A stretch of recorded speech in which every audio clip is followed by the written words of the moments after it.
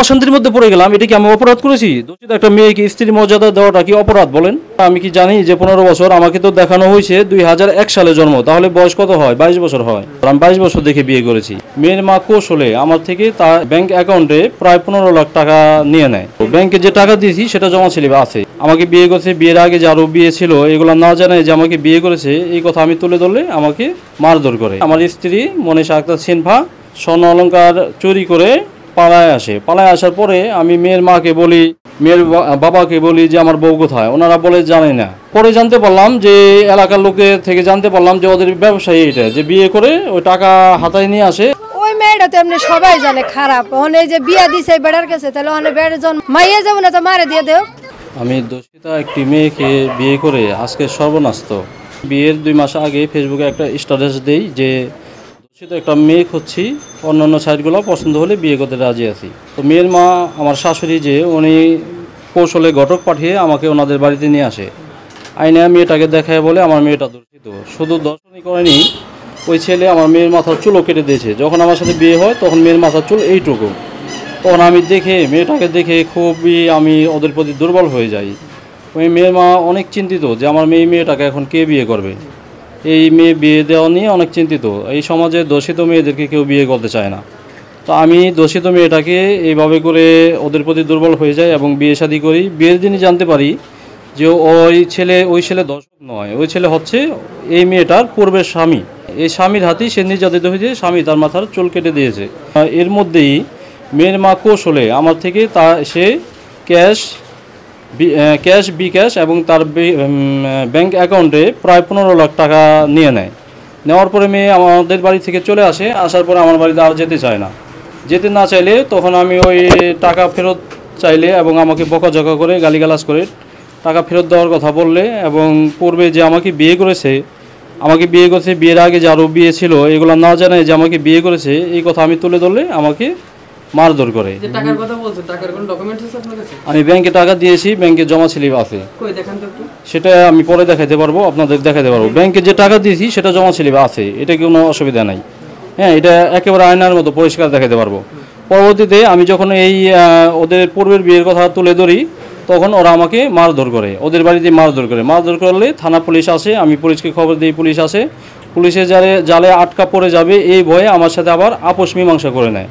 এটা হচ্ছে আপোষ মীমাংসাটা করে 29/12/2023 সালে। পরবর্তীতে আমার বাড়িতে যায়, গিয়ে 1 মাসের মতো থাকে। এই 1 মাস আমার বাড়িতে যায় আবার আসে। এর মধ্যে পরবর্তীতে 1 মাস পরে আমি যখন একটি কাজে ঢাকায় আসি তখন কাউকে না বলে আমার বাড়িতে রক্ষিত টাকা এবং স্বর্ণ অলংকার নিয়ে আমার স্ত্রী মনীষা আক্তার সিনহা স্বর্ণ অলংকার চুরি করে পালায় আসে। পালায় আসার পরে আমি মেয়ের মাকে বলি, মেয়ের বাবাকে বলি যে আমার বউ কোথায়। ওনারা বলে জানে না। আমি এই এলাকার পঞ্চায়েতকে বলি যে আমার স্ত্রী এভাবে করে চলে আসছে, আপনার একটু খবর নেন মেয়েটা কোথায় আছে। পঞ্চায়েত ওনাদেরকে ডাকার পরে ওনারা বলে মেয়ে কোথায় আছে জানি না। থানা পুলিশ ওনাদের সাথে যোগাযোগ করে, একাধিক পুলিশ, হ্যাঁ, ওই অভিযোগ করেছি, থানায় জিডি করছি, তারা একাধিকবার যোগাযোগ করলো, তারাও বলে যে মেয়ে কোথায় আছে জানি না।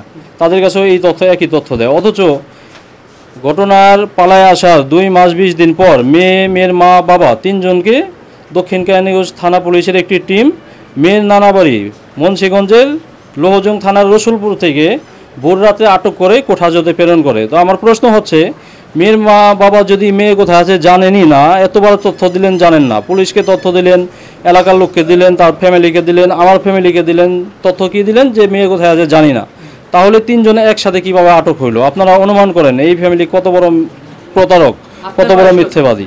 আমার বয়স এখন লিগেল 37 বছর চলে। আর মেয়ের বয়স? মেয়ে যখন আমাদের সাথে বিয়ে দেয় তখন ভোটার আইডি জন্ম নিবন্ধনে আমাকে দেখায় যে 2001 সালে জন্ম।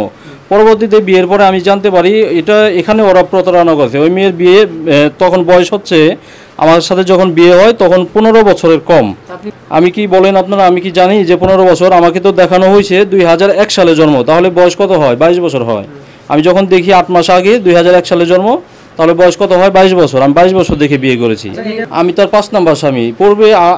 এর পূর্বে উনি আরও 4টি বিয়ে করে, 2টা ছেলেকে 4টি বিয়ে। হাসান নামে একটি ছেলেকে 2টি বিয়ে, রবিল নামে একটি ছেলেকে প্রথমে বিয়ে করে 50,000 টাকা কাবিনে।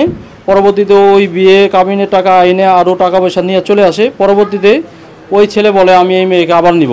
মেয়ের মা বাবা এবং মেয়ের পক্ষের দালাল আছে, এই দালালেরা মিলে বলে যে এরকম মেয়ে যদি নিতে হয় 5 লাখ টাকা কাবিন দিতে হবে। পরবর্তীতে 5 লাখ টাকা কাবিন দিয়ে আবার ওই ছেলের সাথে বিয়ে হয়।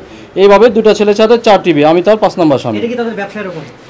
হ্যাঁ, পরে জানতে পারলাম যে এলাকার লোকের থেকে জানতে পারলাম যে ওদের ব্যবসায়ী এটা, যে বিয়ে করে ওই টাকা হাতায় নিয়ে আসে এবং দালালের কথা যে মেনে চলতে পারে তার কাছে কিছুদিন থাকে, আর দালালের কথা মানতে না পারলে ওই দালালের কথা মতো বিয়ে ভেঙে দেয়। আমার প্রথম স্ত্রী না, আমার এটা 3 নম্বর স্ত্রী। পূর্বের বিয়ে দুইটা থেকে 2 স্ত্রী থেকে আমি কষ্ট পেয়েছি বলেই আমি দর্শিত নারী খুঁজছি, এবং ওরা দর্শিত সাইজে আমার সাথে বড় ধরনের প্রতারণা করলো।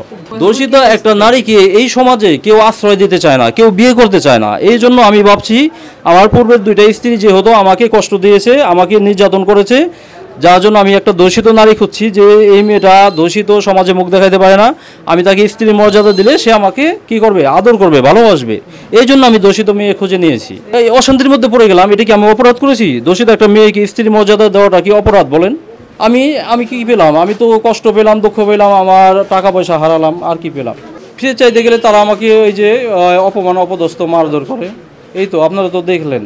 হ্যাঁ, এখন আমি এই অপরাধের বিচার চাই। এইভাবে যেন কোনো মেয়ের, কোনো ছেলের জীবন নিয়ে যেন খেলতে না পারে, কোনো ছেলের জীবন নিয়ে যেন সিনেমিনি খেলতে না পারে। শুধু ব্যবসা এটা আমি বলতে চাচ্ছি না। আপনারা এই এলাকায় খবর নেন, খবর নিলে ওরা তো এই এলাকায় অনেকদিন ধরে বসবাস করে।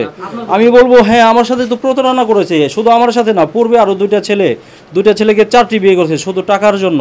একটা ছেলেকে 2বার বিয়ে করতে হয় না, টাকার জন্য এমনটা করেছে। মেয়েটা দেখতে শুনতে সুন্দরী, যার জন্য ছেলেরা আগ্রহ করে নিতে চায় আর মোটা অঙ্কের টাকা দাবি করে, এভাবে করে টাকা হাত দিয়ে নেয়। আমি তো সুন্দর দেখে পাগল হইনি, আমি দর্শিত বলে দুর্বল দেখে পাগল হয়েছি। মেয়েটা দুর্বল দেখে পাগল হয়েছি।